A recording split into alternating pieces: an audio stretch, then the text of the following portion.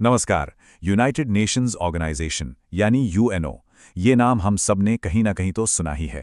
पर आखिर ये है क्या? ये काम कैसे करता है और दुनिया के लिए इसके मायने क्या हैं? चलिए आज इस ग्लोबल संस्था की पूरी कहानी को जरा करीब से समझते हैं। लेकिन यूएनओ को समझने के लिए हमें पहले थोड़ा पीछे जाना होगा, इतिहास के सबसे भयानक दौर में, यानी सेकेंड वर्ल्ड वॉर में। ये वो तबाही थी जिसने न सिर्फ करोड़ों जानें लीं, बल्कि दुनिया में शांति बनाए रखने की पहली कोशिश यानी लीग ऑफ नेशंस की नाकामी को भी सबके सामने लाकर रख दिया था।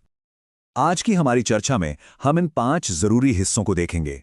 शुरुआत करेंगे उस विश्व युद्ध की राख से, फिर जानेंगे यूनाइटेड नेशंस के बनने की कहानी, उसकी पावर का स्ट्रक्चर क्या है, दुनिया पर और भारत पर इसका क्या असर है, और आखिर में भविष्य में इसके सामने क्या चुनौतियां हैं।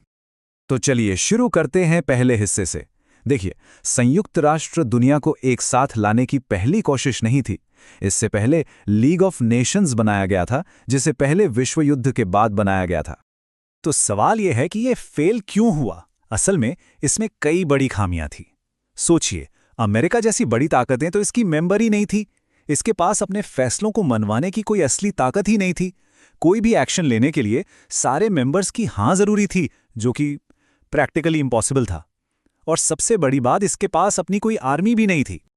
लीग की नाकामी और दूसरे विश्व युद्ध की भयानक तबाही ने दुनिया को झकझोर कर रख दिया।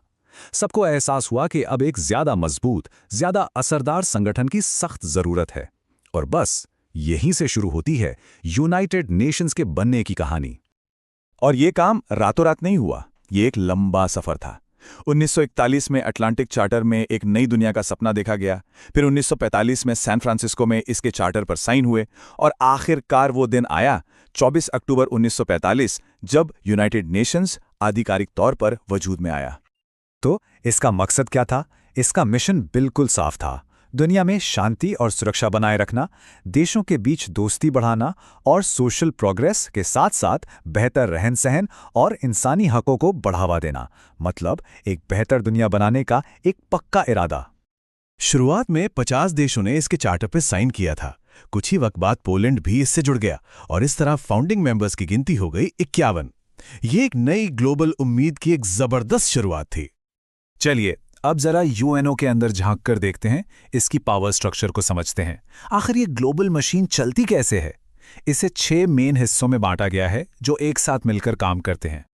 सबसे पहले है जनरल असेंबली। इसे आप एक तरह से दुनिया की संसद कह सकते हैं। यहां सभी 193 सदस्य देश बैठते हैं और हर देश के पास एक वोट होता है। देश चाहे कितना भी छोटा हो या बड़ा, वोट की कीमत बराबर है। यही असेंबली बजट पास करती है और सिक्योरिटी काउंसिल के टेम्परेरी मेंबर्स को भी चुनती है। और अब आते हैं इसके सबसे ताकतवर हिस्से पर, सिक्योरिटी काउंसिल। असली पावर सेंटर यही है। इसकी सबसे बड़ी जिम्मेदारी है दुनिया में शांति और सुरक्षा कायम रखना। इस काउंसिल में कुल 15 मेंबर्स होते हैं, लेकिन यहां एक ट्विस्ट है। क्या इन सभी 15 मेंबर्स की ताकत एक जैसी है? चलिए देखते हैं। बिल्कुल नहीं। इन 15 में से 5 होते हैं परमानेंट मेंबर्स और 10 होते हैं टेम्परेरी।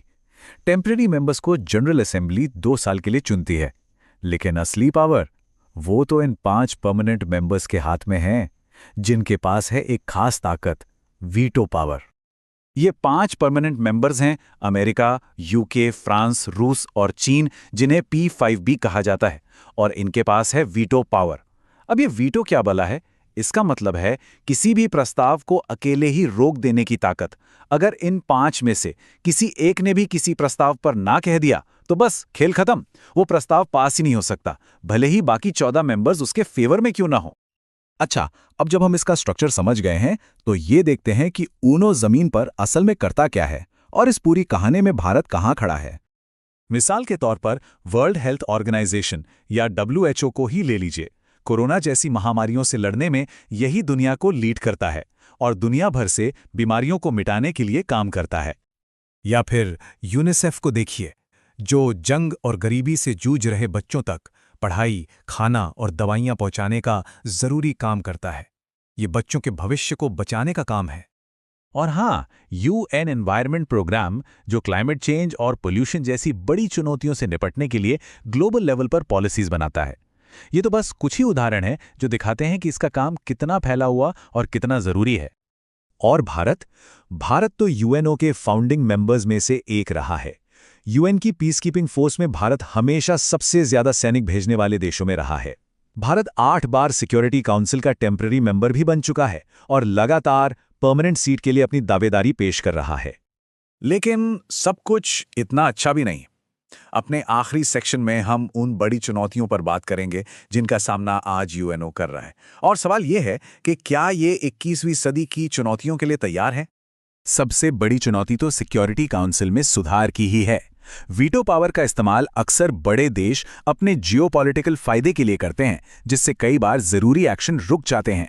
इसके अलावा संगठन के पास अक्सर पैसों की कमी रहती है और साथ ही क्लाइमेट चेंज, साइबर सिक्योरिटी जैसी नई ग्लोबल चुनौतियां भी मुंह बाए खड़ी हैं। तो आखिर में एक बड़ा सवाल हमारे सामने है। जिस दुनिया में यूएन बना था, वो दुनिया आज पूरी तरह से बदल चुकी है।